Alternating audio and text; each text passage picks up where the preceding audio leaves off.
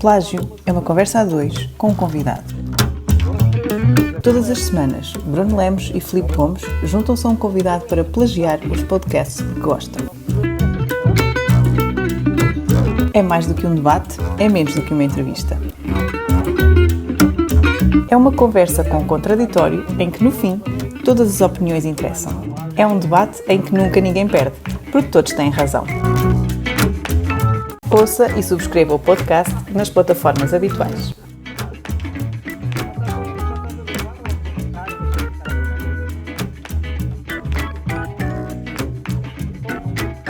Mais um plágio, o oitavo plágio. Boa noite a todos, boa noite, sejam bem-vindos a mais um plágio. E já vamos no oitavo, não é? Quer dizer, isto é um instante.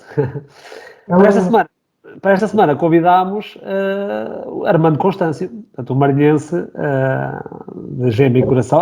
Tem sido praticamente todos os nossos convidados, todos marinhenses. Armando Constâncio é reconhecido também pelas suas convicções fortes. Vê isso como um elogio ou como um defeito de fabrico? Não, primeiro, boa noite a vocês, agradecer o convite, cumprimentá-los pela ousadia da iniciativa de fazer uma coisa deste género. Fazia falta, é um certo refresh no que de pior se tem feito aí em termos de comunicação por vários sítios, e dizer-lhe que aquilo que referiu das convicções fortes é claramente um mérito meu. Tem custos, às vezes tem custos, mas não o ponho de lado com medo dos custos que eventualmente tenha. É uma característica minha, de facto. Senhora. Filipe, boa noite. Boa noite, Bruno Lemos. Cá estamos. Boa noite, Armando. Boa noite, Filipe. Hoje sinto-te especialmente, não sei se é entusiasmado, se é nervoso. Tem a ver com o nosso convidado? Não, estou nervoso. Estou um bocadinho cansado. Os tempos são de trabalho árduo e estou um bocadinho cansado, mas não... Mas disseste bem, quer dizer, aliás, nós temos tido muita sorte com os nossos convidados, porque de facto têm sido eles a alma deste plágio, porque nós limitamos-nos a plagiar, a gente não faz nada. Seja só, é isso mesmo. Olha, não, tu sabias... Não concordo, mas está bem. Tu que és um homem da música, sabias que o nosso convidado foi um dos principais, se não o principal, mentor da Orquestra Juvenil da Marinha Grande, e já lá vão para aí 20 e tais anos, não é? Pois, por acaso não sabia, não.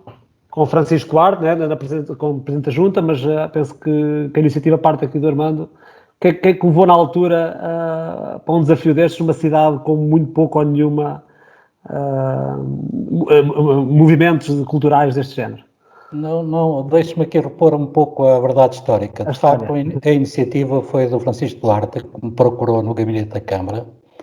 Na altura, o operário tinha começado há poucos anos com a Escola de Música, e aquilo que nós sentíamos na Câmara era que os miúdos que faziam a sua formação musical até um determinado nível, depois não tinham continuação na prática, isto é, não praticavam a música, aprendiam a música, mas não tornavam a música uma prática. E a ideia da escola, da Orquestra Juvenil, tinha um pouco a ver com a tentativa de dar continuidade a essa aprendizagem, trazendo para as pessoas, bebendo daquilo que eles aprenderam e oferecendo isso ao público. E foi essa a ideia. A Junta disponibilizou-se para ser a parte organizativa, nós fizemos o financiamento todo que tinha que ser feito, e é um projeto que correu muitíssimo bem. Não só de colaboração entre duas autarquias, diferentes maiorias políticas, mas também porque o resultado final foi extremamente bom. Sim, e que se mantém, não é? Mesmo agora em tempos de pandemia, sim. Mantém um esforço bastante grande para manter as aulas. Assim, eu não estou aqui para facilitar a sua vida, está bem? Eu estou aqui mesmo para complicar. E por isso, é assim, eu quando nós sugerimos e pensámos em convidar o Armando Constâncio, eu fiquei logo assim a pensar, é bom, porque é provavelmente a única pessoa que jogou nos 3 clubes grandes, dos 4, na Marinha Grande, CDU, PS e mais Conselho. Isto... Exato.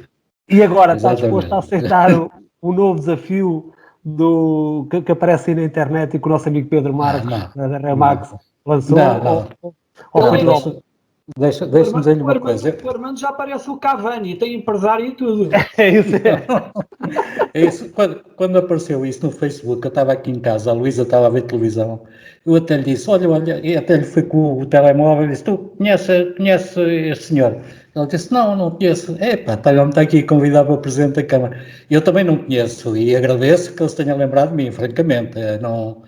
Mas não está nas minhas cogitações. Devo dizer uma coisa, não terá sido o único, porque eu isto não é vaidade nenhuma, é contar a realidade. Sim. Várias pessoas se me dirigiram a mim, é normal, muita gente trata-me por vereador, muitos dizem quando é que você volta, outros dirão exatamente o contrário, exatamente o contrário. Aliás, basta ver depois os comentários, não é? E as coisas são assim, mas de qualquer maneira não faz parte das minhas cogitações. Também não me ponho parte em ajudar se alguém me pedir ajuda. Na verdade, estes anos todos ninguém me pediu, portanto é porque o saber e a experiência já está devidamente instalado desde o início e portanto a minha posição é essa. Eu sou um marinhense, nasci na Marinha Grande, gosto muito da minha terra, sofro muito quando vejo as coisas correr mal e estou sempre disponível para ajudar. Sim, senhora. Filipe, integravas a lista do Armando Constâncio como no lugar de eleição ou naqueles lugares que lhe chamam os lugares só para a fotografia? Não, eu era só para a fotografia. Eu é sempre backstage. Eu sou o homem da parte de trás do palco. És o homem da rede, neste caso. Sou pouco luminoso.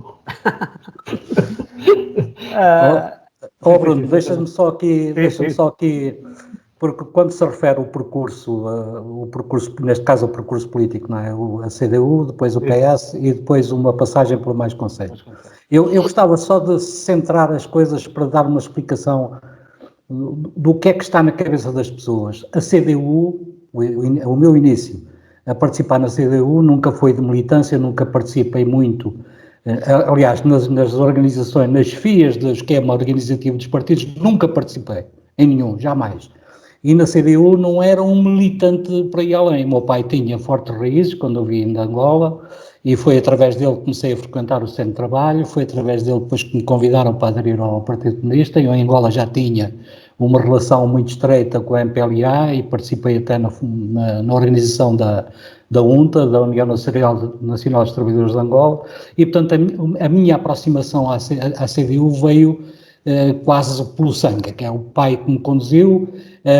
Os princípios basilares daquilo que eu ouvia discutir lá têm muito a ver comigo, e a minha adesão não foi nada difícil.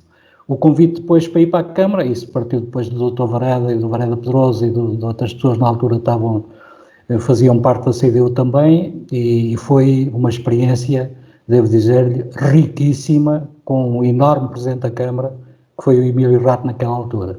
A minha passagem por Mais Conselho foi um pouco que teve a ver com aquilo que eu disse. Eu sou marinhense, gosto da Marinha, gosto que a Marinha progrida e, de facto, a minha decepção foi enorme. A partir de 2005 não só foi um apagamento do que vinha atrás, porque me foi entrar por caminhos que levaram a Marinha para um beco quase sem saída. Nós não vemos as coisas a brilhar. Foi isso que me fez participar no Mais Conselho, a convite de um grande amigo que lá tem, que é o Carlos Logrado, que tem de facto uma capacidade de trabalho enorme, e essa capacidade de trabalho, aliada a algumas ideias que eram inovadoras, especialmente naquilo que nós entendemos que é verdadeiramente estratégico para a Marinha, levaram-me a participar com Mais Conselho, coisa que não me arrependo de maneira nenhuma.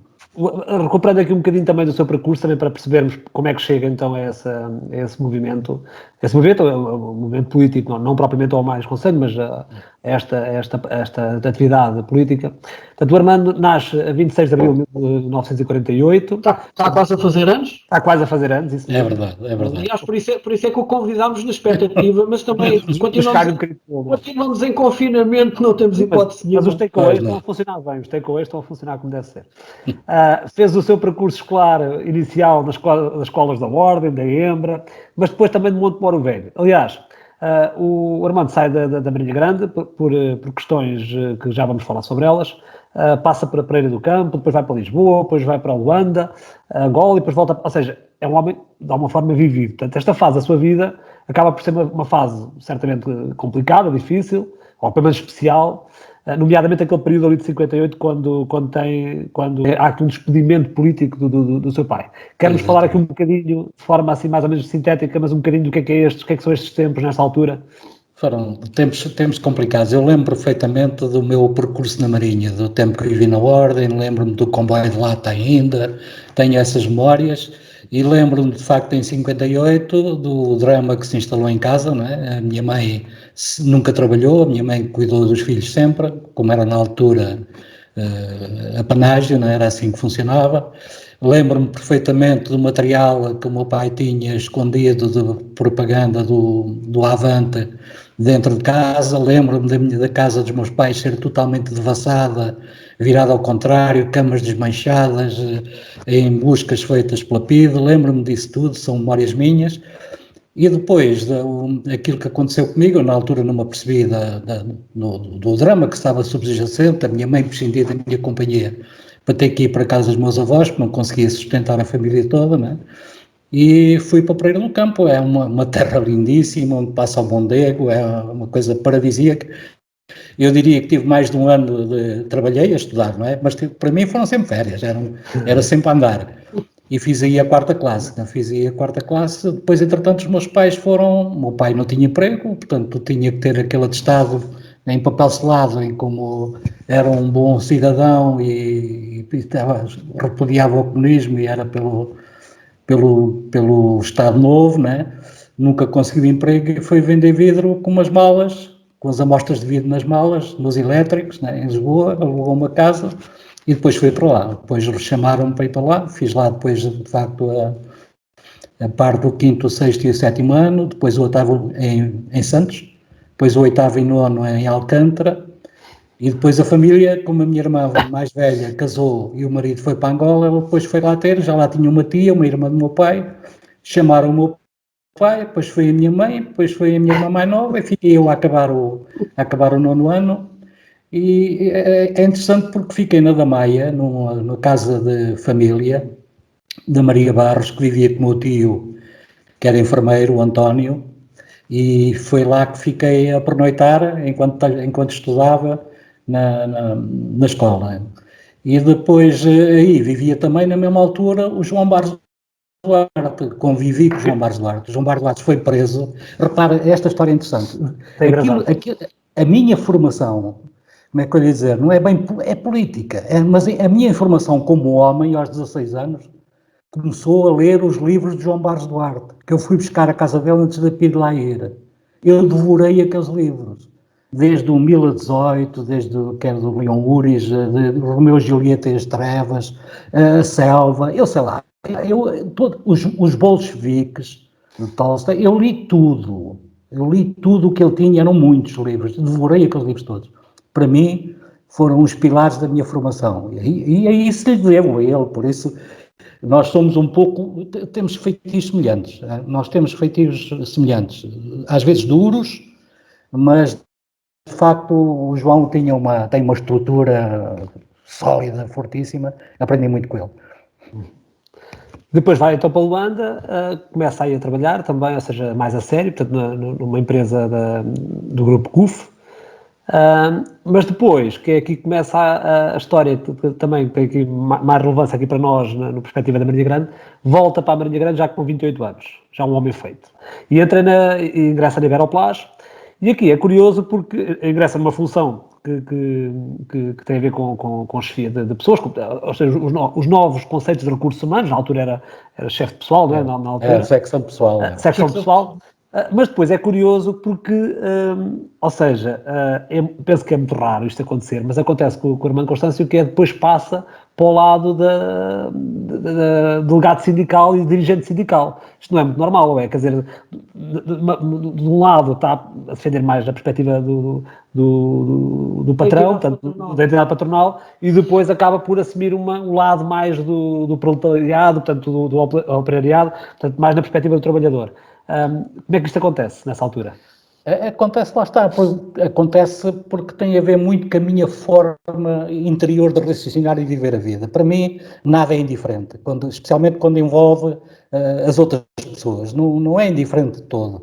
E na altura estava o Sr. Belmiro, era o que chefiava a Iberoplast, era o Sr. Aníbal Brandes sócio, mas raramente lá ia, era o Dr. Barros e era o Custódio Rodrigues, os sócios.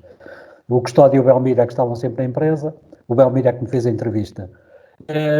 O facto de depois avançar para a Comissão de Trabalhadores tem muito a ver com aquele período altamente reivindicativo que havia naquela altura, não é? Numa altura em 76, só que um parênteses. Antes de ir para a Iberoplast, em abril de 76, portanto desde novembro a abril, pintei palas de automóveis, aquelas de paralamas atrás, está a ver? Lembra-se daquelas palas de borracha pintadas que diziam Peugeot? Pintei muita pala dessas à mão quando não tive emprego. Estraguei a roupa e o dinheiro que recebi não deu para pagar a roupa que estraguei. Mas pronto, esse percurso teve a ver com isso. Primeiro uma Comissão de Trabalhadores, para além do aspecto reivindicativo e do enquadramento das pessoas, organizávamos uma festa anual espetacular, sempre foi espetacular. Se alguém da Iberoplast está a ouvir isto, sabe que isto é verdade. E depois fui também delegado sindical do Sindicato de Empregados de Escritório e depois o próprio sindicato convidou-me para dirigente sindical. Nunca, devo dizer-lhe, fui um mau dirigente sindical porque nunca tirei uma hora de trabalho para ir fazer trabalho sindical. O trabalho sindical que fazia quando pediam era fora do horário normal de trabalho. Depois há aqui um percurso paralelo, não, sequencial, em termos de empresa. Aliás, há aqui algumas histórias engraçadas e que mereciam ser contadas, como é lógico, mas nós também temos aqui um bocadinho o tempo contado e temos de nos fingir àquilo que é o tema mais... Eu escrevo um livro e depois... É isso mesmo. Escreve um livro e depois nós sugerimos aqui o livro dos programas. Mas em 86, portanto, é desafiado, como já falou aqui um bocadinho sobre isso, desafiado para integrar as listas da CDU. E de alguma forma acaba por lhe entregarem pela primeira vez aqui alguns pelouros. Isso é um marco histórico para o Armando, mas é mais para nós ainda. Nós é a primeira vez que temos alguém convidado neste programa que efetivamente já teve pelouros. Portanto, ou seja, nós dizemos que temos pelouros, mas é tudo a brincar. Né? Mas aqui não, aqui temos alguém que já teve pelouros na altura. Com experiência na coisa. Com muita experiência. Na altura, como nos disse, não eram pelouros muito simbólicos, portanto eram pelouros menos... Era o quarto da lista. Era o quarto da lista, isso mesmo. Exatamente. Sim, e eu ia aproveitar esta experiência política para começar a falar aqui de algumas irritações, porque para quem está na política, quem estava com o pelouro, quem tinha a sua oposição ao Executivo, que é uma oposição normal, não é? Portanto, todos os outros partidos. Quem tem as oposições internas, que há sempre, seja em que partidos for, ou em que movimentos for, há sempre alguma oposição interna. Quem tinha, na altura, provavelmente não era através das redes sociais, mas havia de haver outros movimentos sociais idênticos, tinha também estas oposições. O estado de irritação aos políticos deve ser relativamente fácil de atingir, certamente. Mas o Armando escolheu para hoje uma irritação que diz assim: não fazer o que é fácil e adiar o que é difícil. Ou seja, é aquela coisa do nem lá vou nem faço falta. É mais ou menos isto ou não? Como é que se irrita com isto? Eu acho que até é pior. Eu sinto sempre isso como se estivessem a esmurrar. Porque eu acho imperdoável que quem aceita candidatar-se por uma função pública, neste caso estamos a falar das autarquias, e depois de eleito, depois de obter a confiança dos eleitores, não se esforça o suficiente, não arrisca o suficiente para realizar aquilo que as pessoas estão à espera e se acomoda a que as coisas passem ou a certos gestos popularuchos, coisas que agradam, enfim, que passam levemente, é um ato que a mim, sinceramente, choca-me e agride-me. Eu não concebo alguém candidatar-se a alguma coisa com esta responsabilidade e depois não dar tudo para conseguir. Admito que às vezes cometemos erros que podem ter algumas consequências, mas não há nada que não se corrija. Se nós cometermos um erro, depois temos que ter a humildade de inverter o rumo e corrigir. Agora, não fazer nada ou fazer muito pouco e pior de tudo, não fazer o que é simples. É que é tanta coisa tão simples de fazer, que está no quadro mental das pessoas aceitar como mais um valor acrescentado, e isso não é feito. Não é feito. Eu pedi-lhe aqui citar imensas coisas. Olha, a fonte, por exemplo, a fonte 25 de Abril, que foi restaurada por nós, pelo Álvaro Órfão, neste caso é mais pelo Álvaro Órfão, porque ele interessou-se muito por aquilo, está num estado de degradação já, está num estado de degradação absoluta. Os bancos que estão na Praça Stephen já têm fungos e bolor por tudo quanto é sítio. De vez em quando há temporadas enormes que os relevados na zona desportiva, que circundam ali o campo sintético e os outros, estão num estado que parece mais um pasto de cabras, não é? As árvores do Parque da Cerca, que foi inaugurado pouco antes de a gente sair, não são regadas e, portanto, estão raquíticas, não crescem, não têm copa, não funcionam. Aspectos que têm a ver com a limpeza, aspectos... os passadiços... Mas é curioso que me diga isso, porque tivemos aqui um convidado há uns tempos que se irritava com uma coisa relativamente... e é uma curiosidade que eu tenho. O fungo que está no banco é culpa sempre do Presidente? Ou seja, porque, não, mas é uma pergunta, parece-me legítima, porque eu percebo que decisões estratégicas, e há pouco também falou de outra coisa que me parece importante, não sei se o Filipe concorda comigo, mas tem a ver com esta questão do arriscar. O Armando dizia assim, como é que têm a oportunidade de fazer alguma coisa e nem sequer arriscam? Portanto, ou seja, e eu acho que é claramente verdade, ou seja, é muito mais fácil nós encostarmos naquilo que são as sugestões e as opiniões e as fundamentações dos técnicos do que estar a arriscar completamente. Portanto, eu aí compreendo que é fácil ver isso. Agora, a questão do fungo no banco é claramente ou seja, isso é espelho de uma má governação de um vereador ou é espelho de uma má equipa técnica? É o quê? Vou-lhe sintetizar isso, é espelho das duas coisas.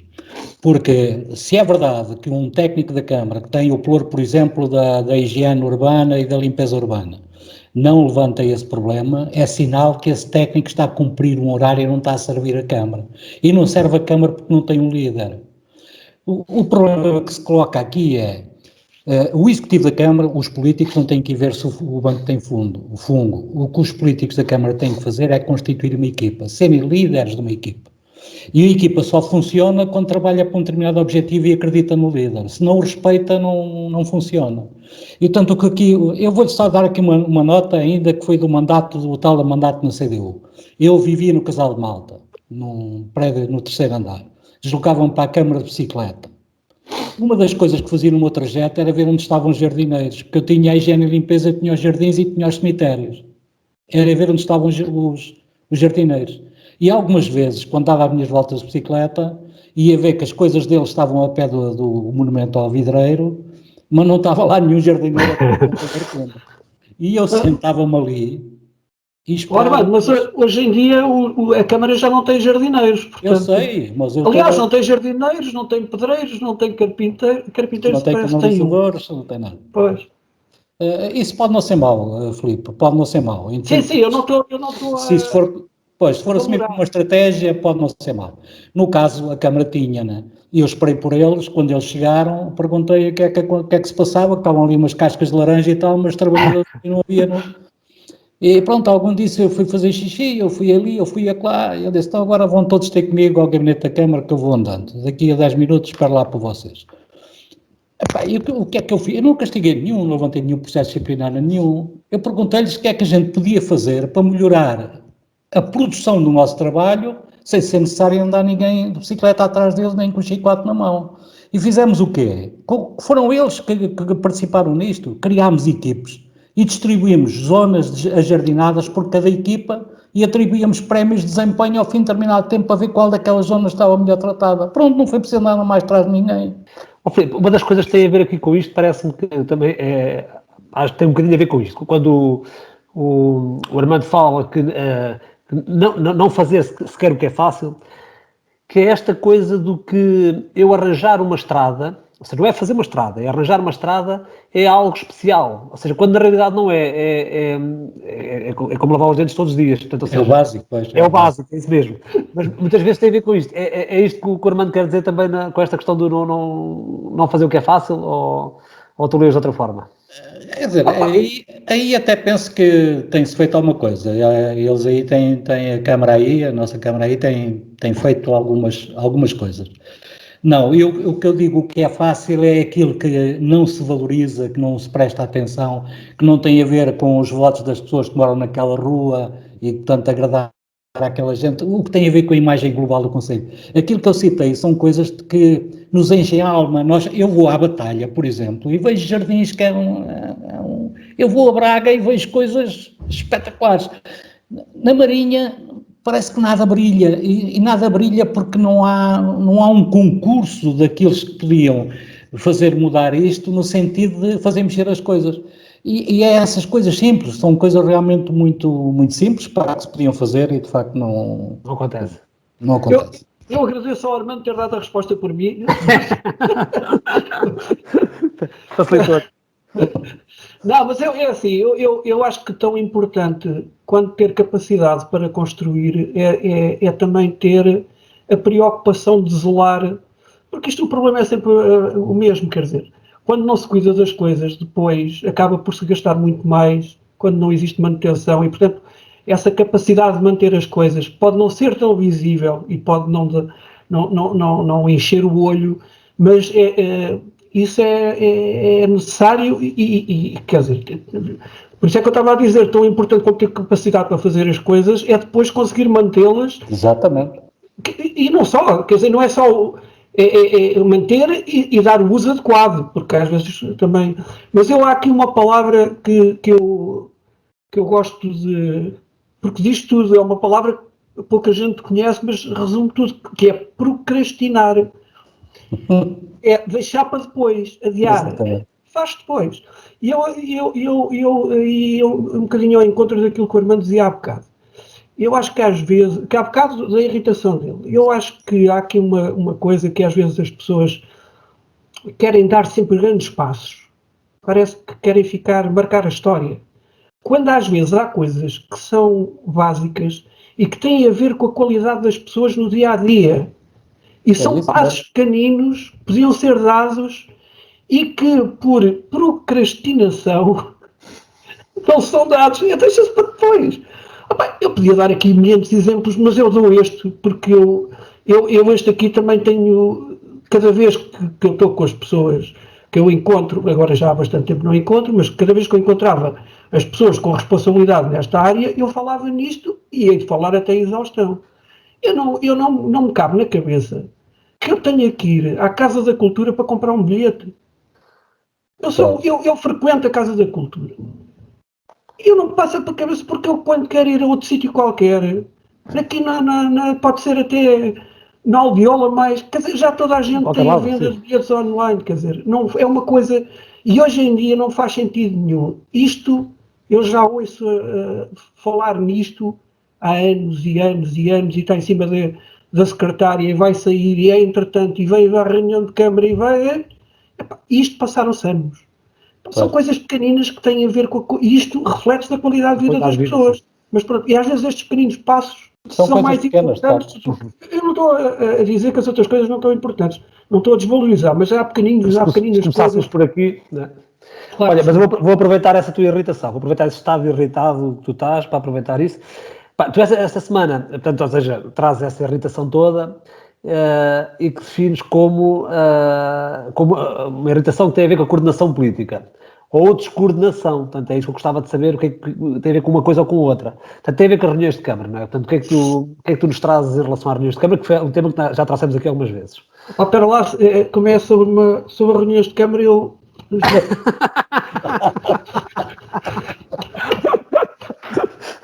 Opa, desculpem lá, mas eu não resisti. É uma piada, é uma joke.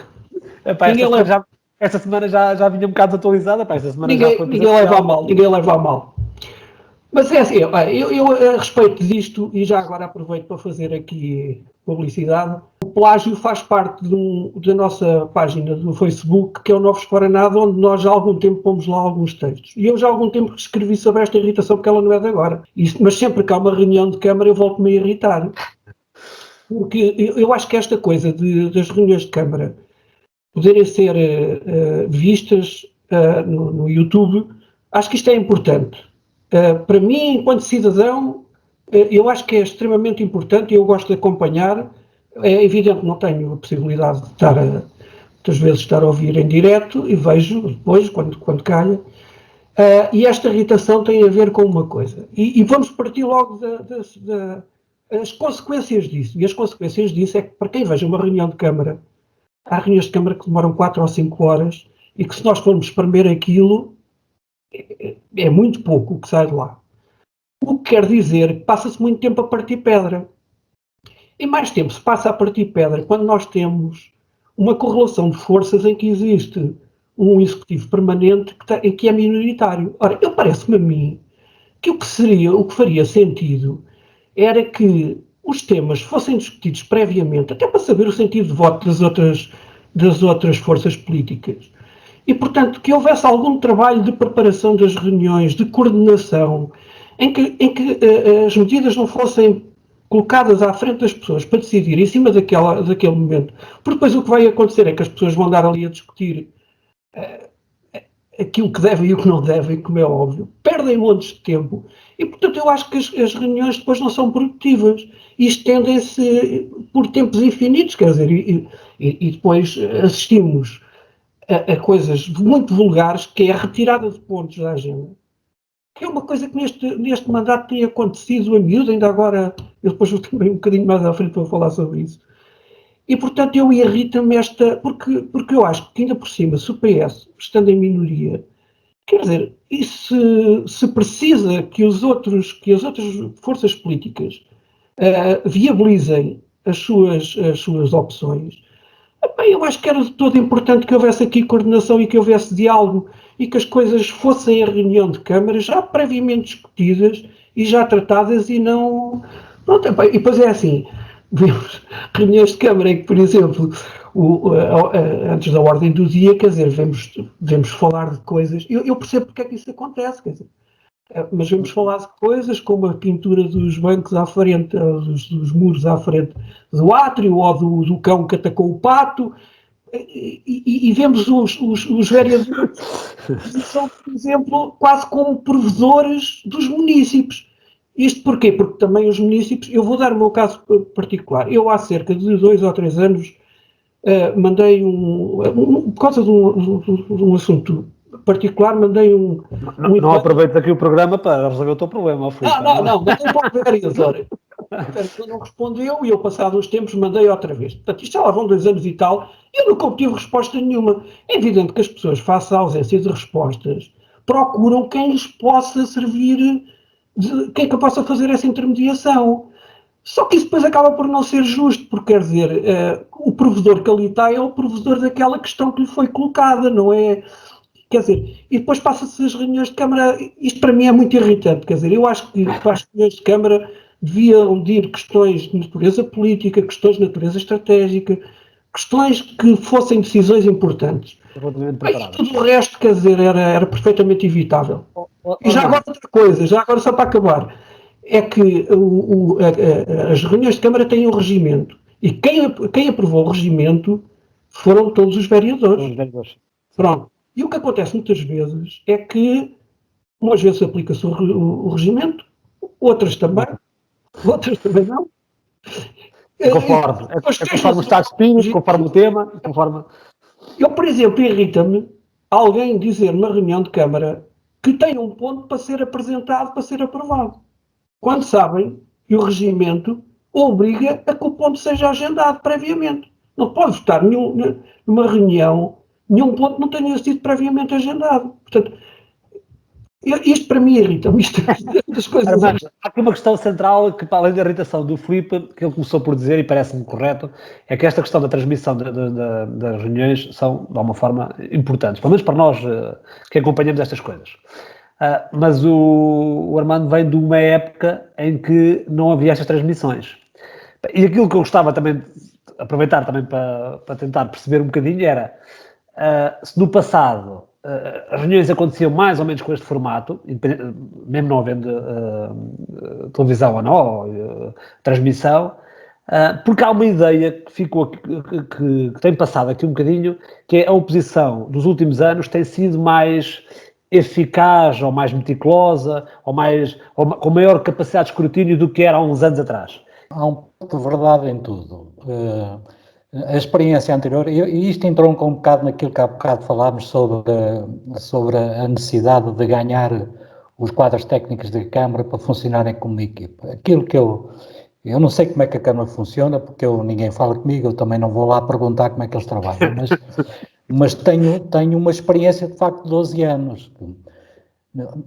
Dizer que nos 12 anos foi tudo mel e rosas, também não foi assim. Tivemos períodos entre nós, entre o Executivo, em que houve algumas desavenças, algumas coisas que não corriam bem. Mas isso resolvíamos no gabinete. Agora, o que nós fazíamos, e isso era sagrado, era todas as segundas-feiras nós reuníamos o Executivo e também o chefe de gabinete, que estava presente. E ali nessa reunião de segunda-feira fazíamos uma síntese do que se passou na semana anterior e estudávamos e propunhamos e analisávamos tudo aquilo que via ir à reunião seguinte. E, portanto, quando ia à reunião seguinte, já as coisas iam, de facto, tratadas em termos de, entre nós, serem perfeitamente conhecidas, e a minha memória de 12 anos, posso dizer-lhe a necessidade, numa reunião, de chamar um técnico, um jurista, então penso que nunca aconteceu. Levantava-se mais nas questões de licenciamento de obras, quando algum vereador da oposição levantava um problema de legalidade, disto ou daquilo, então chamava-se o técnico, mas pode-se contar por os dedos das duas mãos. Em 12 anos não me lembro assim de situações dessas. É verdade que agora a oposição é mais incisiva, é mais técnica, digamos assim, até porque do lado do MPM tem uma vereadora que é uma técnica destas áreas, destes assuntos, sob o ponto de vista jurídico, domina muito bem as matérias, conhece muito bem a legislação e é natural que surjam dúvidas. Do lado da CDU está uma jurista também, e, portanto, as coisas agora são, como é que eu ia dizer, pinho mais fino, não é? O que significa que do lado da orquestra deviam vir muito mais afinadinhos para dar o show. Portanto, aí o que eu acho que, no fundo, eu para já não acredito como é que uma Câmara com aquela complexidade já não tem um diretor de departamento.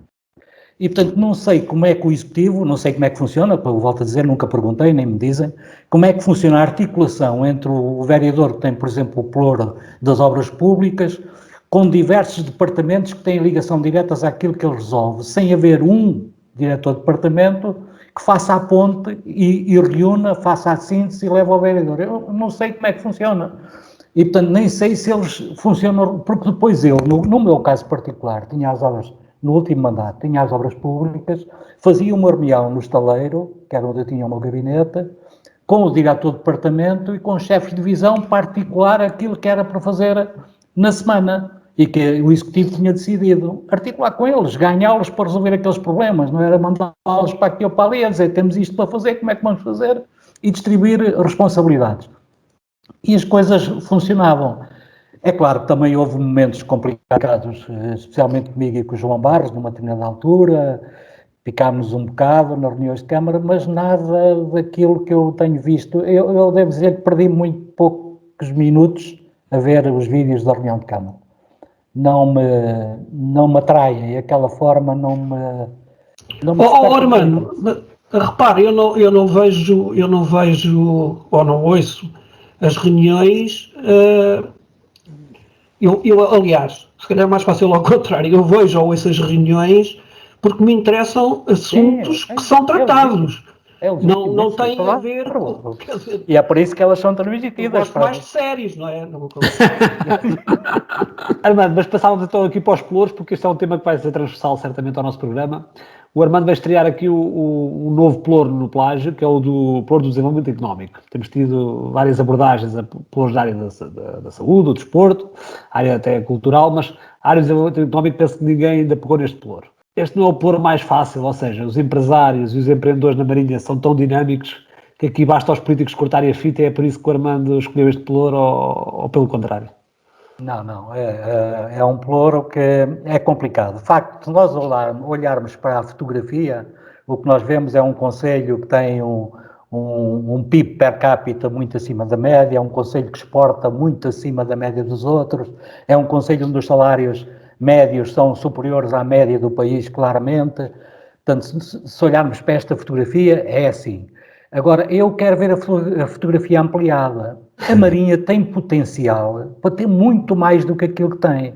E não basta meramente atrair investimento. É preciso que a Marinha responda com serviços, com qualidade de vida, com lazer, com uma série de valências, para atrair jovens técnicos que venham para a Marinha, porque as empresas só por si não vêm se depois não tiverem mão de obra qualificada que venha atrás. E a mão de obra qualificada, certamente, traz muita gente jovem e essas pessoas perguntam o que é que há na Marinha, a Marinha fica lá, está bem, tem São Pedro a 8 km, mas depois é aquilo a partir das 6 da tarde é uma pasmaceira, tirando os turnos das fábricas de vidro. E a minha vontade, o meu sonho, chamemos-lhe assim, era conseguir, a par do desenvolvimento, sob o ponto de vista da criação de riqueza, novas empresas, novas tecnologias, mas acima de tudo, novos setores de atividade, muito agora ligados para as nanotecnologias, para coisas que têm um potencial de futuro enorme, para não ficarmos eternamente agarrados à questão dos plásticos, dos moldes, este cluster que aqui fomos construindo e que tanto nos deu, mas há que dar o salto e começar a dar o salto.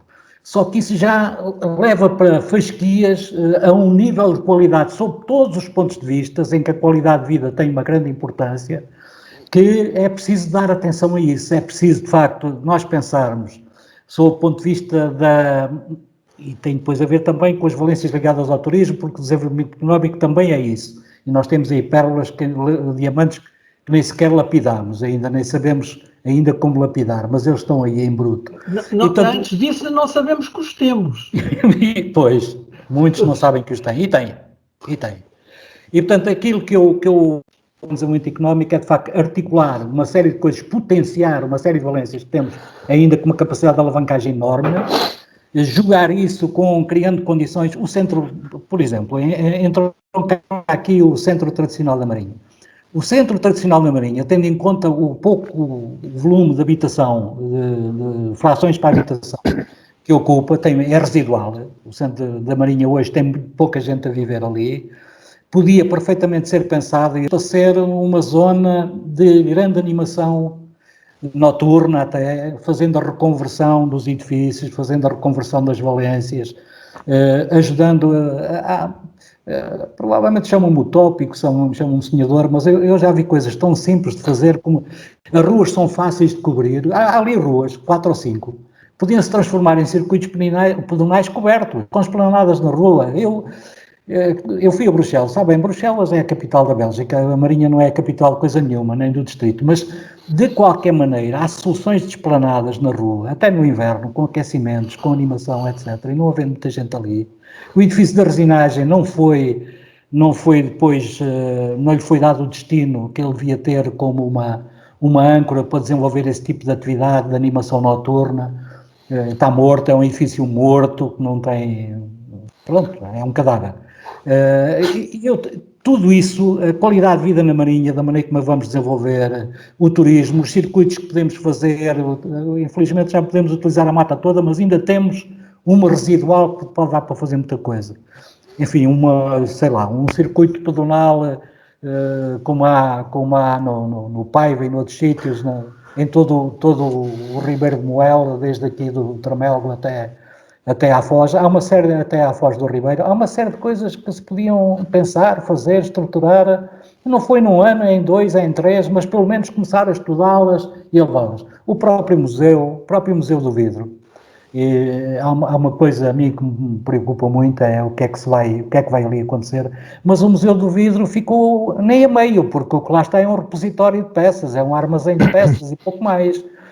Quem quer visitar um Museu de Vidro quer muito mais do que aquilo, e portanto é tudo isso que faça com que as pessoas gostassem de viver na Marinha e gostassem de vir trabalhar para empresas na Marinha. Houve uma altura em que as pessoas da Leiria vinham comprar casa na Marinha. Agora está a acontecer o contrário. As pessoas dizem que o que há melhor na Marinha é não ter tranqueira para Vieira, para Leiria. E pronto, é esse tipo de coisas que... Orban, isto foi um ato falhado ou quê? Não foi com intenção. Vieira é uma grande freguesia, uma grande terra. Filipe, há uns tempos tivemos aqui um amigo nosso, Nuno Gomes, que falava que, pelo menos façam uma estátua ou uma rotunda sobre os moldes na Marinha, pelo menos para as pessoas quando aqui passarem saber que nós temos indústria de moldes. o Conselho deve muito, ou os moldes devem muito ao Conselho, ou o Conselho deve muito aos moldes? Como é que está esta relação de forças aqui entre o Conselho da Marinha Grande e a indústria dos moldes? Aproveitando aqui o plano. O Conselho deve muito aos moldes, atenção, não há que inverter. Recuemos até ao nível Abrantes, o sucesso daquela indústria, o poder económico daquela indústria não teve nada a ver com a Câmara. Primeiro teve a ver com o arrojo de alguns empresários de há muitos anos atrás e depois teve a ver com o risco que os empresários assumiram em investir em novas tecnologias de capital intensivo e em mão de obra qualificada e arrancaram com um setor que pede meças em todo o mundo, não é? É talvez dos mais fortes do mundo. Agora, claro que a Marinha Grande, como é que eu lhe dizer isto? Quando eu falo em desenvolvimento económico, foi sempre uma das coisas que andou na minha cabeça desde que participei nisto a partir da CDU. Basta pensar nas feiras de atividades económicas que foram organizadas. Não é? A atividade económica é um motor de qualquer tipo de sociedade, desde as pequenas aldeias até às grandes capitais. A atividade económica não só cria a riqueza, como depois a distribui de uma maneira que faz funcionar a economia do lugar, torna-o próspero, as pessoas andam mais felizes. Tudo isto está ligado de tal maneira que quem pensa que o problema da atividade económica pertence aos patrões e a Câmara só vai fazer estradas e saneamento e água e não sei o quê, está perfeitamente enganado. E quem me ensinou isto muito cedo, porque eu se calhar não tinha muito bem estas ideias, foi o Henrique Neto, que logo no início do meu primeiro mandato na CDU, quando discutíamos algumas matérias, dizíamos, isto não é responsabilidade nossa, é do Estado. Isto não é responsabilidade nossa, é do patronato. Isto não é nosso. Quais são as nossas? É isto, a água, a luz, não sei, e vem fora. O Henrique Neto dizia, engano. As autarquias, quando não se assumirem como um poder local, um poder, sendo só mestres de obras, se não se assumirem como um poder, são um ato falhado, como dizia o Filipe há bocado. São, de facto, um ato falhado e cada vez mais, felizmente, as autarquias assumiram esse poder. E, portanto, é preciso pensar em grande. Os moldes deram-nos a dimensão do grande. A nós agora competíamos aproveitar esse potencial e articulá-lo com tudo integrado para promover um grande salto no desenvolvimento. Filipe, o que nós vimos é o contrário. Ainda hoje fui ali para os lados da Barosa e vi lá uma empresa que já foi nossa, que abriu lá uns pavilhões enormes, portanto já não está na Marinha Grande, já está na zona de Leiria. Portanto, o que acontece mais é isto agora, não é? Pois, porque é assim, eu acho que eu estou de acordo com muita coisa que o Armando disse, mas nós, eu acho que aqui as autarquias têm que ter sobretudo um papel de intermediação e de facilitação dos negócios. Não quer dizer que não possam ter também um papel de liderança. Não estou a dizer isso, mas sobretudo, e isto tem a ver com aquilo que estávamos a dizer há bocadinho, porque esse papel de liderança nem sempre é fácil, e encontrar pessoas que tenham esse espírito e tenham esse perfil é complicado. Portanto, eu preferia que as coisas começassem pelo princípio, que é as câmaras serem facilitadoras e poderem proporcionar, sobretudo, as condições de qualidade, quer para a instalação das empresas, quer para a qualidade de vida de quem vai trabalhar para essas empresas. E, portanto, eu acho que esse é o primeiro papel e talvez o mais básico. Tudo o resto, de facto, é importante, mas aí depende muito da capacidade. Portanto, aquilo que estavas a referir, o facto de algumas empresas saírem da Marinha, às vezes tem a ver com a falta de condições que nós não lhes proporcionamos para se manterem ou para virem para cá. Mas, pelo menos, o manterem-se era o mínimo, não é? E se calhar aí é algum trabalho importante a ser feito. Deixa-me só introduzir aqui uma coisa que é importante, na questão da zona industrial da Marinha. Na altura que eu cheguei à Câmara, a zona industrial da Marinha era reclamada desde o 25 de Abril, quase, desde as comissões administrativas, não é? E reclamavam o Casal da Lebre todo, que eram à volta de 300 hectares. Era a reclamação que se fazia para a expansão da zona desportiva, da zona industrial. E eu, quando cheguei à Câmara, era o engenheiro Eliseu ainda das Matas, era um técnico florestal muito duro na negociação e diziam-me que era impossível ganhar algum espaço à zona florestal. O que é que nós fizemos? O que é que eu fiz? Foi convidar empresários, foi o Artur Cadima, foi o Varela Pedroso, já não me lembro quem mais foi, e marcámos uma reunião no Secretário de Estado das Florestas de Cavaco Silva, que era o Álvaro Amado, e na hora da reunião eu falei com a televisão, com a RTP1, para ter repórteres ali, que nós íamos tratar um assunto fundamental para o Conselho, para ter ali a coca do resultado da reunião. E, de facto, é interessante, porque quando entramos no gabinete estava o engenheiro Eliseu ao lado do Secretário de Estado, ele deixou-nos apresentar o problema, sentámos, eram uns 4 ou 5, era o Emílio Rato na altura que era presidente, era eu, eram mais uns 3 empresários. E, no fundo, o que nós fomos dizer ao Secretário de Estado era que o terreno não era para a Câmara, não era um património da Câmara, o terreno era para estes senhores que estão aqui ao lado. Né? É para a indústria, é para expandir a indústria, porque temos as empresas encravadas na malha urbana, etc. Explicámos, e o Secretário de Estado entendeu e fez uma primeira pergunta que foi, mas isto tinha que ser, nós reivindicámos tudo até cerca de 60 hectares, mas isto tem que ser tudo, não pode ser lote a lote. Eu expliquei-lhe que não, nós temos que infraestruturar uma zona industrial, tem que ser tudo, temos empresários a aguardar os lotes, tem que ser, e o engenheiro Eliseu tentou travar a dizer que havia muito terreno ainda disponível, particular, e foi mandado calar diplomaticamente do Secretário de Estado, é verdade, isto é verdade, e o senhor depois acabou por ceder à área e nós fizemos a zona industrial. A seguir, no mandato do Álvaro Orfão, pedimos a expansão para o lado sul do acesso à A8.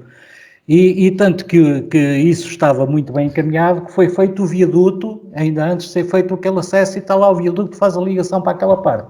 Pronto, não sei porque isso foi deixado cair e ficaram com uma fatia de queijo ali que é capaz de levar para aí 2 empresas ou 3 da dimensão dessas que se instalaram agora na Barosa, e esqueceram, só deixaram de lutar pela expansão com os hectares que nós pedíamos para lá de lá. Eu acho que hoje, no dia de hoje, em que 2/3 da floresta ardeu, o grande argumento que existia de ambientalistas, etc., para evitar isso, está perdido, e a Câmara podia perfeitamente tentar uma permuta em que se responsabilizava por florestar a Pinhal.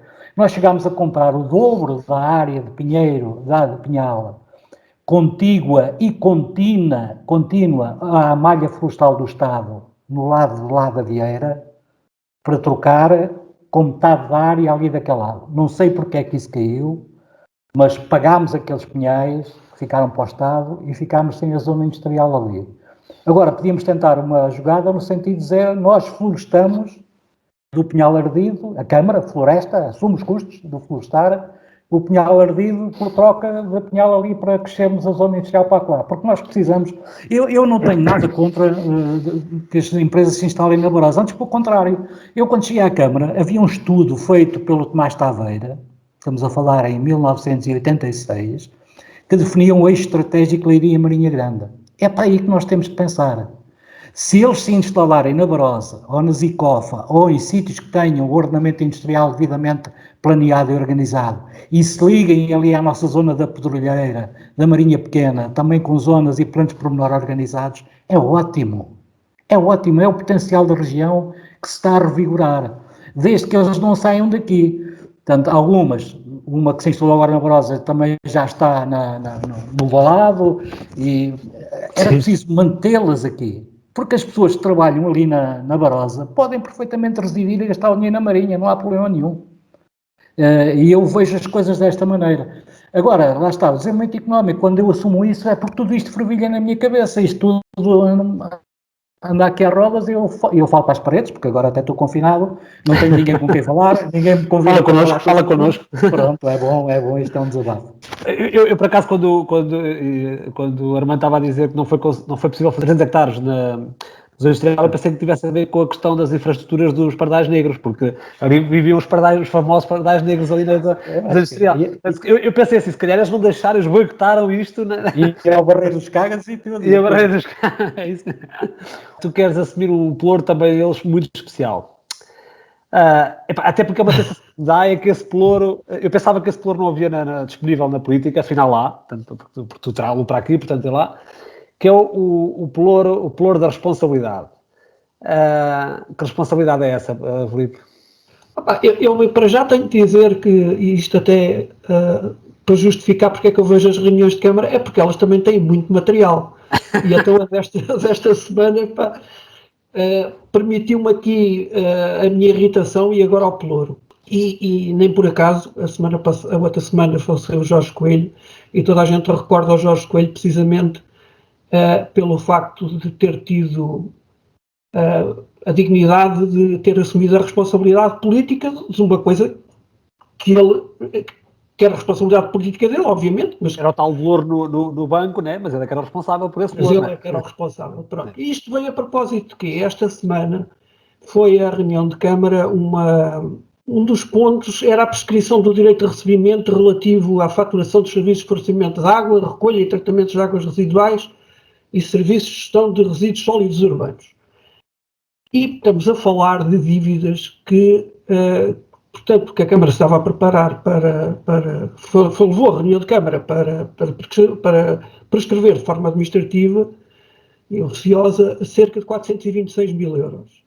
Assim, eu não vou discutir aqui a questão, muitas destas dívidas já são antigas e parece que o bolo anda à volta dos 3 milhões e 700 mil euros, segundo aquilo que se ouviu na reunião. E que, aliás, é uma coisa recorrente, porque todos os anos é discutida essa questão. Assim, eu não vou discutir aqui a questão jurídica, se a Câmara pode ou deve fazer isto, ou não pode ou deve fazer isto. Eu ponho aqui, sobretudo, a questão da responsabilidade, porque me parece que nós, quando tratamos dos dinheiros públicos, devemos tratá-los com a mesma ou com mais parcimónia e mais critério do que aquilo que utilizamos na nossa vida particular, porque estamos a falar do dinheiro que é de todos nós. Quer dizer, se eu vos perguntar a qualquer um de vocês, se na vossa atividade profissional ou na vossa casa vos ficassem a dever valores astronómicos e que depois a única questão era tratar da sua prescrição, quer dizer, quando nem sequer são os próprios a pedir a prescrição. Mas isto há de haver aqui qualquer coisa que não se percebe muito bem. Porque é que estas dívidas prescrevem? Não haverá ninguém responsável pela cobrança destes valores. Aliás, isto dava quase uma irritação, porque uma vereadora que colocou uma questão tão simples quanto isto: a quem cabe a responsabilidade interna para fazer a cobrança das dívidas. E ninguém soube responder a isto. Andou-se ali a ter uns pés pelas mãos e ninguém respondeu a isto. E, de facto, com dinheiro público não se deve brincar. E estamos a falar de valores muito avultados. Quer dizer, isto parece há aqui um problema qualquer de organização interna, de controle interno. Quer dizer, como é que se chegam a estes valores de dívidas? É isso que eu não entendo. E, portanto, eu quero pôr aqui alguma ordem na casa. Quero que as coisas tenham responsável. E, portanto, o responsável sou eu, e se eu tiver que assumir, demito-me do pelouro no final do programa. Armando, esta questão da responsabilidade realmente provavelmente é uma das razões de desacreditar da política. Desculpa lá, só para é que eu agora, isto depois uma pessoa, quer dizer, o Armando há bocado disse uma coisa, que é a resposta para esta questão que eu estou a apresentar aqui neste pelouro, porque ele quando dizia assim, a culpa é dos dois, porque se alguém responsável que não faz as coisas cumpre um horário de trabalho, mas por outro lado a liderança que também não obriga a que façam as coisas. E portanto isto aqui da responsabilidade, no fundo é aquilo que o Armando estava a dizer, é partilhado. Está bem, mas estes são os dois responsáveis. Mas tem que ter nomes. Mas estes são os dois responsáveis, mas nem o técnico é admitido, nem o político tem qualquer tipo de sim. Portanto, isto é uma realidade cada vez maior, não é? Eu vou rebobinar outra vez. Um técnico que ainda está na Câmara, agora está no outro setor, que não está nas águas, que é o Pedro Jerónimo, foi admitido na altura em que eu estava nos taleiros e tinha esse ploro das águas e essa história do saneamento, essas coisas. E eu encarreguei-o, essa foi uma das matérias que eu encarreguei, porque nunca houve, esse é um problema que vem lá atrás, portanto, responsabilizar agora alguém por um problema acumulado ao longo dos anos é complicado. Mas eu tive o cuidado, e o Pedro Jerónimo sabe, e os funcionários da Câmara sabem, de lhe pedir particularmente que me fizesse um estudo, porque não havia, nem havia as coisas informatizadas como estão agora, que me fizesse um estudo de quais são os volumes de água que nós tínhamos precisado saber, captados para distribuição, volumes globais, quais os volumes de água efetivamente faturados, cobrados, também para determinar as perdas da rede.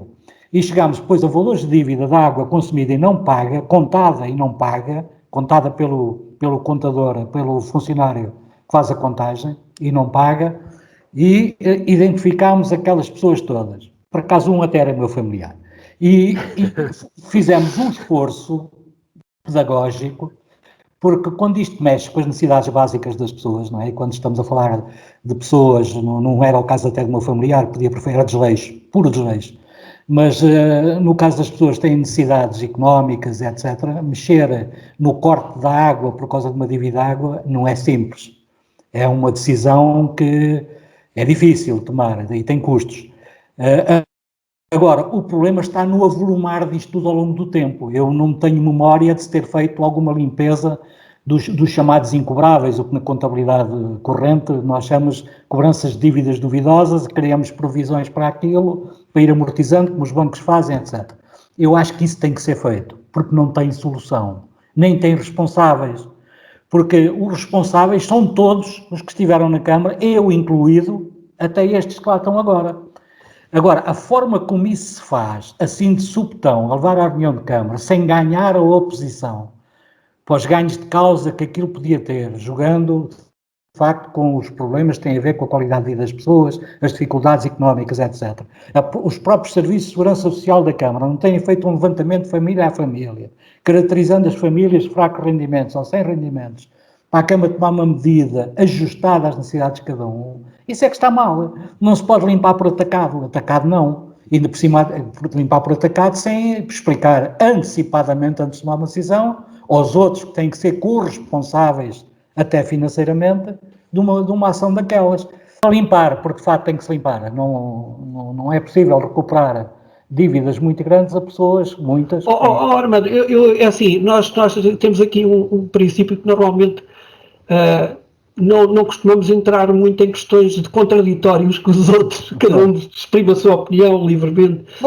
De qualquer maneira, eu queria só, não entrando propriamente nesse contraditório, eu queria só dizer aqui duas coisas. A primeira é que o ponto acabou por ser retirado, porque tudo aquilo que o Armando disse, percebo perfeitamente.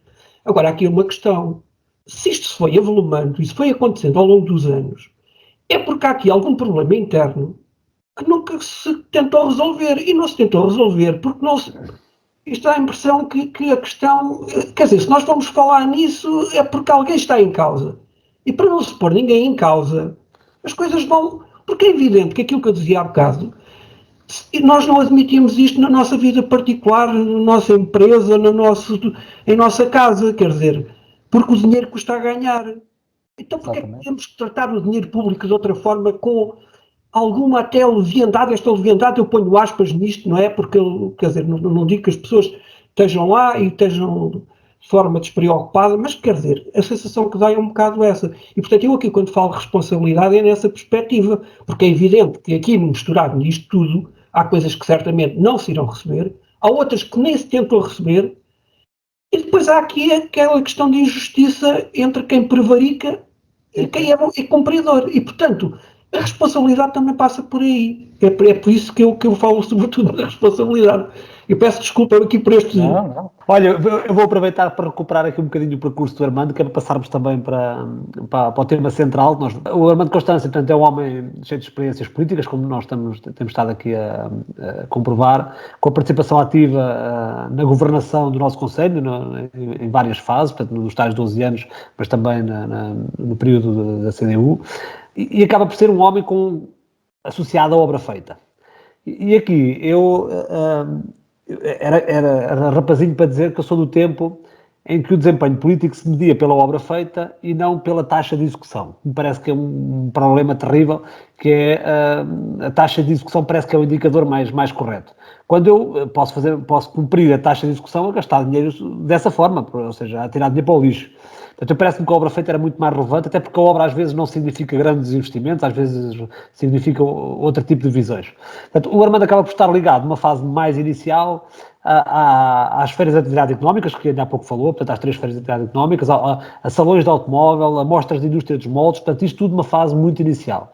Depois, mais próximo da época atual, é convidado pelo Sr. Telmo Ferraz para integrar a equipa às autárquicas em 93, portanto, e em segundo lugar, acaba por integrar a lista em segundo lugar, na lista liderada por o Álvaro Órfão, e acaba por, na altura, no início, não aceitou, e depois, mais tarde, acaba por entrar efetivamente na Câmara e passa lá, ou está lá durante 12 anos, com 3 mandatos sucessivos, e aí sim com vários desempenhos e várias opções e várias decisões, como há pouco dissemos, algumas mais polémicas, outras menos polémicas, umas mais consensuais, mas há aqui um tema, que é o tema que nos traz aqui hoje, que é neste período que aparece o chamado PTE, o Pacto Territorial o Plano Territorial para o Emprego, o Pacto Territorial para o Emprego. O que é isto do PTE? O que é que foi isto do PTE nessa altura? Ou seja, estávamos a vir uma época em que havia claramente problemas sociais em termos da indústria vidreira, que estava completamente ou a terminar ou a reinventar, os moldes também estavam com uma crise também complicada, portanto, ou seja, havia aqui a necessidade de reorganização do território, como ainda há hoje. Portanto, havia aqui efetivamente várias necessidades e este plano parece, ou este pacto parece que vem dar resposta a isso. É isto o PTE ou como é que surge nesta altura? É um bocado. O PTE foi uma iniciativa da União Europeia.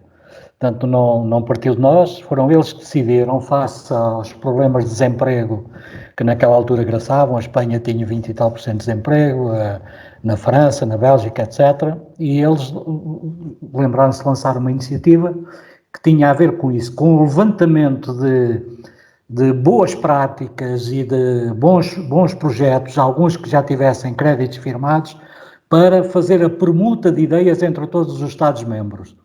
E, na altura, o Governo propôs, e nós aceitámos, que a Marinha Grande tivesse o seu próprio pacto da Marinha Grande, porque tínhamos aqui, de facto, algumas experiências já no terreno.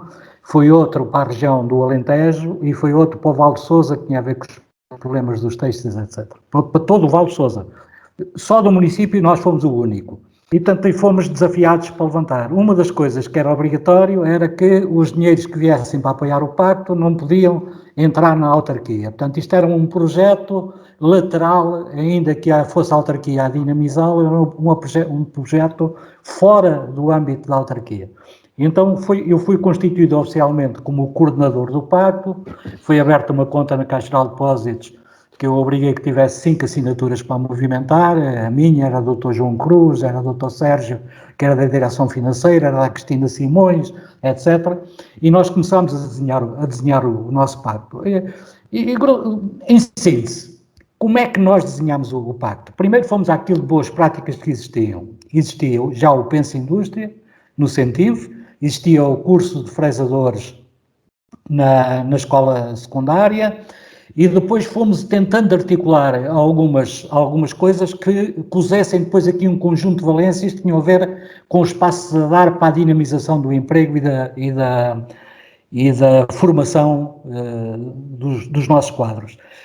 Mas não fizemos isto nós convidamos os organismos a fazer. O que nós fizemos foi coordenar o Centinf a tomar conta de um determinado setor ligado às novas tecnologias e ao projeto Pensa Indústria, o Instituto de Emprego a desenvolver ideias para o CRISFORM e para uma comissão de avaliação da oscilação de um observatório do emprego, e convidamos pessoas particularmente para desenvolver elas projetos, desde o Dr. Luís Guerra Marques, desde o Dr. Luís Pinto, várias entidades, até a esposa do Sr. Hermenegildo, que desenvolveu um projeto de residência sénior para acolher os idosos, mas em regime de residência, etc. Portanto, o engenheiro Otávio Ferreira para desenvolver algumas ideias e projetos na área dos doentes de Alzheimer, coisas específicas. Eu tinha uma ideia que nunca consegui pôr de pé, e eu acho que alguém devia pegar nisto, que é, cada vez mais a nossa população está, já vamos ao pacto outra vez, mas deixa-me dizer isto, Bruno, que é importante, e eu tentei desenvolver isto e não consegui, meia culpa, provavelmente. Nós temos cerca de 40 coletividades na Marinha, muitas não têm condições técnicas para a prática desportiva, seja do que for, não têm dimensões, salões, não têm condições. Comecemos por Picassinos com handball, que aliás foi o único projeto que eu consegui pôr de pé e que funcionou, mas a Comeira agora tem um pavilhão novo, não tem condições para o desporto, o Engenho não tem, Trutas não tem, a Garcia não tem, e pronto. O que é que eu pensei? É que podíamos, através do pacto, e aí não fomos suficientemente ajudados pela Segurança Social, criar uma rede apoiada nas coletividades para a permanência dos idosos ainda autossuficientes como quase um centro de dia, mas não era bem um centro de dia, era um sítio onde os idosos sabiam que podiam estar durante todo o dia, enquanto os familiares mais novos trabalhavam, em que podiam ter acesso aos pátios e aos espaços para praticar algum desporto adequado às idades, onde, no caso da Ordem, por exemplo, até cantina tinha uma cozinha espetacular, onde podiam ser feitas as refeições mais ligeiras, para tratar da roupa, isto tudo num esquema de coletividade aliado ao social. Isto devia naturalmente ter apoios, né, da Segurança Social, e depois aí levantou-se a burocracia. Mas esta ideia, eu se um dia tiver a oportunidade ainda ia despertar interesse em alguém para pegar nisto, porque é preferível nós termos as pessoas junto de casa, na sua coletividade, a viver os seus últimos anos, se podem mover num espaço agradável que eles conhecem, do que estar a armazená-los por aí e a construir cada vez mais lares e cada vez mais misericórdias e o diabo para ir armazenando pessoas até que se finem, né? E tanto esta ideia não se conseguiu levar avante. Mas no Pacto da Marinha fez-se aquilo que era, como é que eu lhe ia dizer, conseguimos mais facilmente o hardware, que foi os grandes investimentos para o centro empresarial, para o Crisform, para o Open, porque isso tinha muito a ver com o surgimento de novas indústrias que podiam ali fazer o seu arranque, etc. E depois falhou o hardware. O hardware, o que era para apoiar isto tudo? Era uma associação de desenvolvimento empresarial, de competitividade empresarial, era uma associação tipo capital de risco, pequena, com o chamado micro-risco ou micro-capital, exatamente, conseguisse alavancar alguns pequenos projetos individuais e coisas deste tipo que não conseguimos de facto, e ninguém lhe deu continuidade, nós também não conseguimos acabar e ninguém lhe deu continuidade. Há um pacto territorial inacabado, podia ser acabado, em vez de se lançar um novo pacto. Porque eu fui convidado para a apresentação de um pacto, sabendo de antemão que o pacto em que eu participei, que eu ajudei, estava por acabar. Armando, acho que isso é uma redundância. Eu aproveito essa passagem, porque esse novo pacto, estamos a falar de um pacto que depois surge já em 2015, penso que 2015. Foi antes das eleições. Penso que foi em 2015. Esse pacto, na realidade, eu por acaso estive a verificar os dois, tive a oportunidade de ver os dois. Os objetivos são iguaizinhos, ou seja, só muda lá uma palavra que, enquanto num dos objetivos fala na dinâmica do setor empresarial e tal, no outro, ou seja, no outro mais recente, subdivide e diz na área dos moldes, na área dos vidros e, portanto, e mais uma outra área. Portanto, porque o resto dos objetivos são iguais. Em termos de atividade, é que a coisa é diferente, porque no primeiro pacto, efetivamente, há um conjunto de iniciativas que, apesar de muitas não estarem desenvolvidas, mas pelo menos estão iniciadas, a maior parte delas, algumas estão a funcionar melhor, outras estão a funcionar pior, mas eu penso que por aquilo que eu vi, fiz a checklist, a maior parte delas foram iniciadas, pelo menos. Neste segundo, nem sequer há iniciativas, ou seja, chamam-lhe atividades, mas na realidade o que diz lá é recuperação, redesenhar, reutilização, ou seja, é revisitar, portanto, ou seja, é olhar para aquilo outra vez e ver o que é que sabe fazer.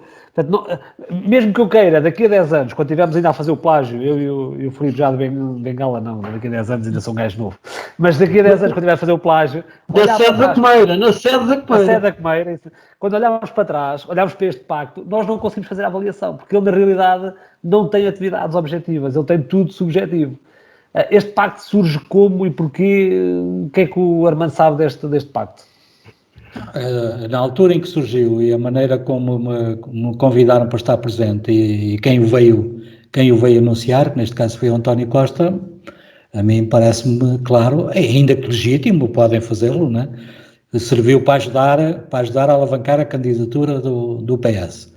E pronto, e foi provavelmente essa a ideia. Eu digo isto porque realmente também não notei daí para cá mais nenhum movimento, mais nada que mexesse nessa área, não notei.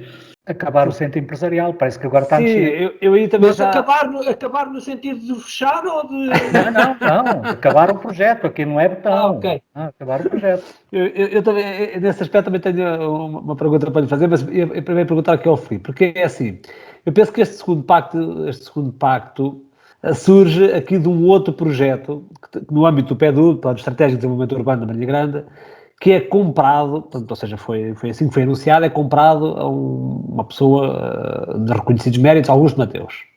E a minha dúvida é sempre esta, faz sentido isto, ou seja, fazer a Câmara entregar o ato mais nobre, que é a parte estratégica, que é a parte onde envolve mais decisões políticas, entregar isto a alguém, ainda por cima alguém de fora, uma empresa completamente de fora, que vem cá, faz dois estudos, faz 3 inquéritos e apresenta um projeto. Isto faz algum sentido para ti, na tua perspectiva? Epá, eu acho que tens de perguntar ao Augusto Mateus. Augusto Mateus faz certeza, porque deve ter recebido uma pipa de massa por este projeto, mas estou a perguntar a ti, enquanto marinhense, e enquanto alguém também está nas empresas e também acaba por ver um bocadinho isto. Isto, por acaso, quando estávamos aqui, quando começámos a tratar aqui deste plágio, aliás, isso até foi partilhado com o Armando também, a questão da moda, pronto, da moda disto dos planos estratégicos, de encomendar. É evidente que as decisões têm que ser dos políticos e os políticos têm que meter isso na cabeça de uma vez por todas. Se vão a eleições e se vão ser sufragados para tomarem decisões sobre aquilo que apresentam nas urnas, sobre os seus projetos, eles têm que ser eles a tomar as decisões. É evidente que há muita coisa em que nós não somos, nem temos que ser especialistas e, portanto, o mérito aqui normalmente está em sabermos rodear as pessoas certas e é evidente que os estudos são importantes. Portanto, os estudos são extremamente importantes e apontam-nos caminhos. Agora, quem tem que decidir qual é o melhor caminho e a forma coerente de entender esse caminho, isso tem que ser os políticos, não podem ser os técnicos. Armando, mas eu então recuperava aquilo que há pouco estava a dizer. Bruno, desculpa lá, e há bocadinho o Armando estava a falar que não sabia muita coisa sobre este plano, deste novo Pacto Territorial para o Emprego e Desenvolvimento, que acrescenta e desenvolvimento. É que eu tenho já ouvi várias vezes, as pessoas costumam, sobretudo a oposição, costuma acusar o Executivo Permanente de falta de visão, não ter um fio condutor, não haver uma estratégia, as coisas serem feitas um bocado avulsas, às vezes em reação a outras coisas que acontecem. E eu já ouvi dizer, não, nós temos uma estratégia, e a nossa estratégia é o Plano Territorial para o Emprego e Desenvolvimento. Pronto, está explicado. Passa a bola.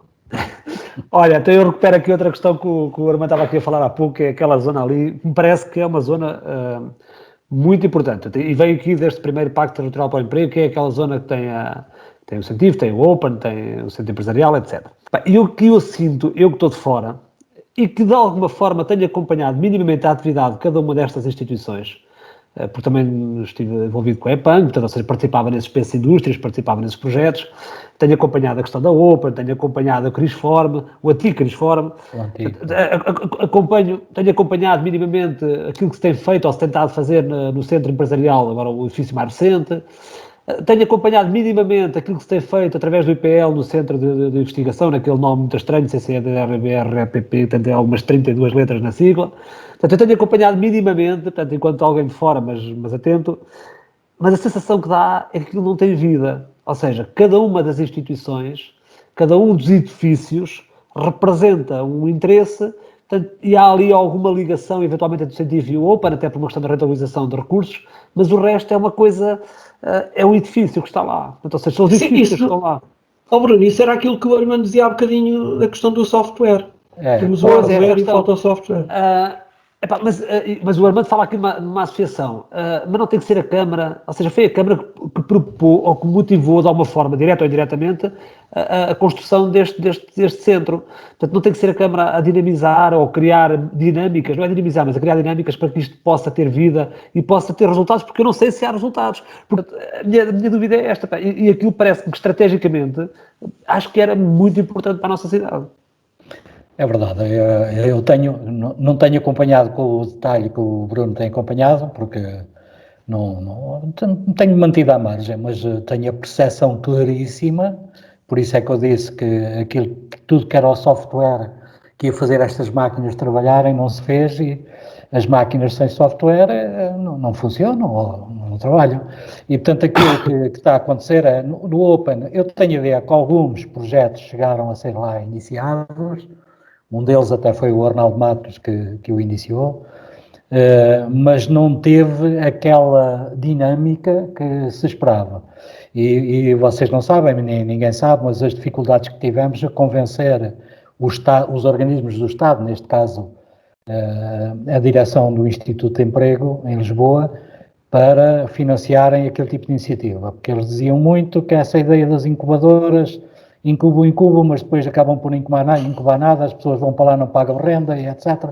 Era o argumento que vinha daquele lado já na altura, a gente dizia, não, na Marinha é diferente, são as novas tecnologias, etc, etc.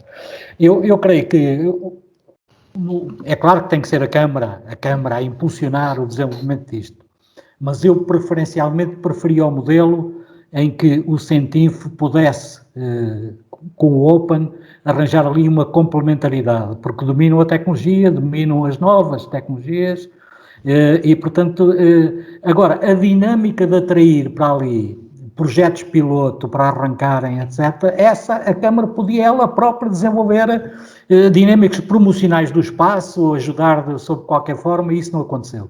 O edifício do Centro Empresarial, por simplesmente o empreiteiro que ganhou a obra faliu, aquilo arrastou-se não sei quanto tempo, depois foi cedido o espaço, etc., e andou ali. Agora acho que o Luís Barreiros está a dar um impulso, sim, mas é importante agarrar, sei lá, eu se estivesse na Câmara, eu ia outra vez ter com o Luís Pinto, e outra vez ter com ele.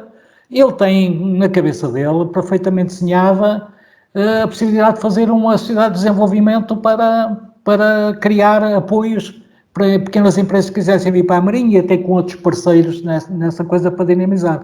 Ali, o edifício em si, aquele edifício, a função dele era ser a sede, o aconchego de uma série de coisas, inclusivamente a sede da ASING, poder ter lá um espaço que servisse de mostruário daquilo que melhor se faz na Marinha, que as empresas contribuíssem para lá com uma série de peças, etc., um repositório de produtos fabricados na Marinha, desde o vidro aos moldes, aos plásticos e outras coisas, e poder ter esse espaço, e depois os outros espaços que tem agora, o auditório para debates, etc. Agora a Marinha já tem auditórios que nunca mais acabam.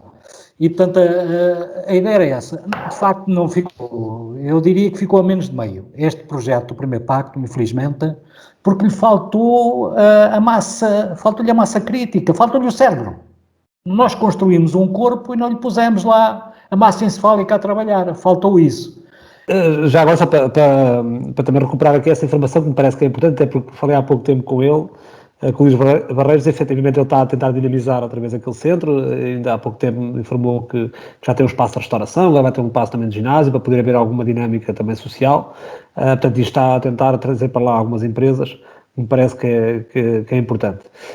Armando, eu não podia deixar de passar aqui por uma fase também importante na sua vida profissional, que tem a ver com aquele pós-2017, ou seja, o Armando, depois da política, ingressa aqui novamente no mundo empresarial, embora nesta altura já como empresário, ou seja, como empreendedor, e em 2017 vê a sua fábrica completamente destruída, com aquele terrível fogo que nos assolou a todos, mas assim de uma forma ainda mais direta. O curioso ou não, ou seja, se calhar quem o conhece, se calhar é mais fácil perceber isso, mas curioso ou não é que 72 horas após esta enorme catástrofe, a sua empresa continuou a trabalhar ou recomeçou a trabalhar, apesar de com muita ajuda, com muita colaboração. Como é que isto é possível? Pois, nós tivemos, no meio da tragédia, tivemos um golpe de sorte. Isto foi um domingo, o incêndio foi um domingo, e nesse fim de semana a carrinha tinha ido com o motorista que veio tarde e ficou com a carrinha aqui na zona da Vipex, na Pedra. E a carrinha não estava lá, porque normalmente no fim de semana arrumava-se a carrinha dentro das instalações. Portanto, o transporte salvou-se. Ficou na porta da casa. E o computador que tinha a informação toda, com o computador físico, era posto no chão ao lado de uma perna de uma secretária que era metálica, era uma chapa metálica, mais do lado da janela, do lado contrário ao fogo. Portanto, aquilo ardeu todo, o interior do escritório ardeu todo, o computador ficou engelhado, portanto, as gavetas onde temos os CDs, né, não funcionavam nem nada daquilo, mas o miolo salvou-se. O disco, a informação, o disco, a gente salvou o disco. E, portanto, com o disco, nós tínhamos as fichas técnicas definidas, tínhamos os nomes dos clientes, tínhamos tudo. E, por felicidade nossa, eu estava precisamente a jantar nesse domingo em casa do Sr. Gomes, aqui em Picassinos, que é tio da minha mulher, da Luísa, e estávamos com os filhos dele, sócios da Embalnora, quando o meu filho Bruno me ligou a dizer: ó pai, a Vincar tardeu. Eu entrei ali um bocado em pânico e comecei logo a tentar raciocinar o que é que eu vou fazer, e eles disseram: calma, vamos lá com calma e tal, vamos decidir isto. E tinham disponível aquelas instalações nos pousos da antiga Embalnora, que tinham lá um empilhador, tinham lá um compressor, tinham a rede de telefones ativa, pronto. Foi só levar o computador, ligar aquilo tudo e começámos ali a contratar os clientes. Utilizámos a técnica do outsourcing, por não havendo possibilidade de produzir, porque não havia equipamentos, procurámos fornecedores alternativos, arranjámos felizmente algumas empresas nossas concorrentes que colaboraram connosco, e a Vincart nunca teve tão bons resultados como teve na fase pós-incêndio. Foi de facto uma coisa espetacular. Eu também já tive tanto azar na vida, e em cima desse azar eu de facto conseguimos todos, porque os funcionários também ficaram connosco, etc. Conseguimos todos recuperar a empresa com a ajuda deles. Hoje estamos na moita, num pavilhão alugado em excelentes condições, e as coisas estão a correr normalmente e bem. E pelos vistos continua cheio de sorte, está aqui hoje connosco. Pois. Não sei se isso é considerado sorte, mas pronto. Olha, ao fim de tantos anos eu poder falar sem ser para as paredes. Temos que entrar na reta final, que isto está a ficar aqui um bocadinho apertado. Íamos passar aqui para as sugestões. A primeira sugestão é já para o Armando Constâncio, que tem a ver com a FEIS. Qual é a sua sugestão, Armando? A minha sugestão é também uma preocupação, porque eu acho que é demasiado importante o que ali está, demasiado importante. Ultrapassa-nos a todos. Porque fazer ali qualquer coisa que manche a história daquele espaço é uma machadada grande que é dada nas aspirações dos marinhenses, dos verdadeiros marinhenses, aqueles que conhecem aquela história. E, portanto, a minha aspiração era que, neste caso a Câmara, né, porque a Câmara comprou e fez bem, é que a Câmara, antes de fazer alguma coisa, antes de gastar lá um saco de cimento, ponha as pessoas a falar sobre aquilo. Há aí gente com conhecimentos profundíssimos, a começar pelo Álvaro Orfo, há aí um Hermegildo Nunes também conhece muita coisa da história da Marinha, o Roldão, do São Pedro. Há uma série de pessoas que têm um capital de conhecimento daquela empresa que nos ajude a formatar uma ideia que case bem a história da FEIS com a necessidade de dinamizar o espaço do centro. Isto não pode ser feito a martelo, tem que ser feito, a Associação Portuguesa de Arqueologia tem que ser chamada para participar nisto, quer dizer, não, tem que ser pensado, tem que ser estruturado, que não haja pressa, para depois fazer uma coisa que de facto é a minha aspiração, a grande aspiração, é que esta aspiração não se torne um pesadelo. Filipe, tu queres pôr o teu nome numa Rua da Comeira, é isso? Num beco, sem saída. Não, tem a ver com a toponímia. A minha proposta, a minha sugestão desta semana tem a ver com o Dr. Coelho dos Santos.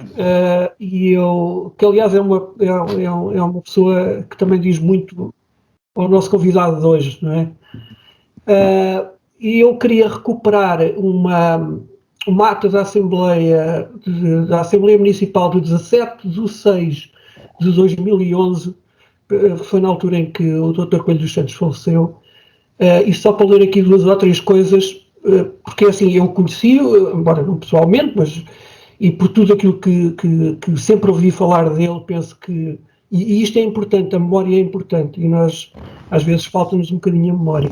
Mas eu queria recuperar essa Assembleia do dia 17/6, em que o Presidente da Assembleia Municipal disse algumas palavras, que aliás depois foi secundado por outras pessoas. Eu vou só ler isto no instante, é muito rápido. O Dr. Coelho dos Santos, um humanista todos os dias, foi o médico dos maranhenses mais necessitados. Na clínica que fundou as zonas, ser milhares de maranhenses e não só. O Dr. Coelho dos Santos deixou-nos fisicamente, mas a sua memória não será esquecida pela sociedade maranhense, pelo bem que prestou. Depois houve outras pessoas também de todos os quadrantes partidários que também disseram elogios e falaram sobre a perda para a Marinha, o Dr. Luís Guerra Marques, o engenheiro Couto Ribeiro, e depois, por último, usou a palavra a vereadora Cidália Ferreira, que também falou sobre isso e disse que a Câmara já apresentou a proposta para a atribuição do nome do Dr. Henrique Coelho dos Santos a uma rua da cidade. Eu estou a falar de 2011. É uma boa sugestão. Olha, não aconteceu o que aconteceu com o Aníbal H. Abrantes, como nos trouxe aqui, que a rua foi atribuída e esqueceram-se por lá a placa. Pode ter acontecido uma coisa desse género. Deixa-me associar a esse voto do Filipe, porque o Dr. Coelho foi pelas mãos dele que eu vim ao mundo, foi ele que assistiu o parto da minha mãe e teve um gesto para comigo que eu jamais esquecerei e guardo estes papéis ainda. Em 1997 veio-me entregar todas as fichas clínicas dos atendimentos que me fez até à idade de eu sair da Marinha, todas manuscritas desde aquela data. É impressionante. Estamos a falar de 48 a 97 e ele tinha esses papéis. Fantástico. Impressionante. Revela o espírito humanista dele. A minha sugestão é mais atual, portanto é mais jovem, portanto eu vou aproveitar aqui uma sugestão do meu amigo e primo Bruno Julião, que é acompanharem num projeto que ele tem, um dos muitos projetos que ele tem no YouTube, que chama-se Brut Custom Workshop. No fundo é um projeto de ajuda ou de apoio à construção de pequenas coisas em madeira. Portanto, ele, como sabem, ele é uma pessoa que tem algum jeito para estas coisas. Portanto, ele apelou aqui hoje, esta semana, no Facebook, para a malta dinamizar este YouTube dele, para criar aqui uma lã maior. Portanto, eu trago essa sugestão para aqui. Aproveito essa sugestão e faço uma sugestão também a ele, que é pôr também aquilo em português, não fazer só em inglês, porque a comunidade de língua portuguesa é muito grande. Se ele conseguir chegar aos portugueses, aos angolanos, aos moçambicanos, aos brasileiros, etc., portanto, já chega a muita gente, mas isto é um desafio que eu também lhe deixo a ele, mas é a minha sugestão desta semana. Armando, o que é que dizem os seus olhos? Os meus olhos? Mais que os olhos, o meu coração diz que foi um lavar de alma. Olha, esta conversa para mim foi um lavar de alma. Porque gosto de falar sobre isto, gosto de conversar sobre isto e realmente ao fim destes anos todos já lá vão muitos, não tive a oportunidade de trocar impressões destas e agradeço do fundo do coração e espero que vocês continuem a ter o sucesso que tiveram até agora, porque os marinhenses também merecem isto. Essa parte aí do sucesso eu não sei, não faço a mínima ideia. Não, isso é mais complicado, mas ficamos muito satisfeitos com os convidados que temos trazido cá e com aquilo que temos ouvido também das pessoas e a experiência de cada um nos tem enriquecido também a nós. Obrigado, Armando Constância, por se ter disponibilizado e por ter, prontamente, por ter estado disponível para trabalhar aqui connosco, com estes dois jovens de quase 50 anos, um bocadinho menos e outro um bocadinho mais. Boa noite, Filipe. Cuidado com o teu Sporting, que está complicado essa coisa. Cuidado. Boa noite a todos os que nos acompanham no Facebook, no YouTube, no Apple Podcast e no Spotify. Até para a semana. Atenção que para a semana é véspera de 25 de Abril. Até para a semana. Boa noite. Muito obrigado. Boa noite.